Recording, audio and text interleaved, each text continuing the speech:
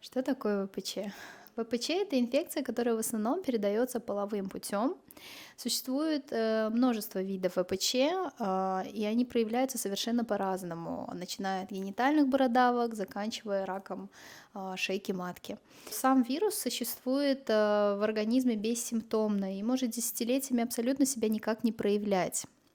Нет, бояться совершенно не стоит. Наоборот, это целенаправленно придумана вакцина для защиты, для безопасности, особенно как мужского, так и женского населения, да, в том числе. Прививают детей против ВПЧ в Туркменистане четырехвалентной вакциной Гордосил.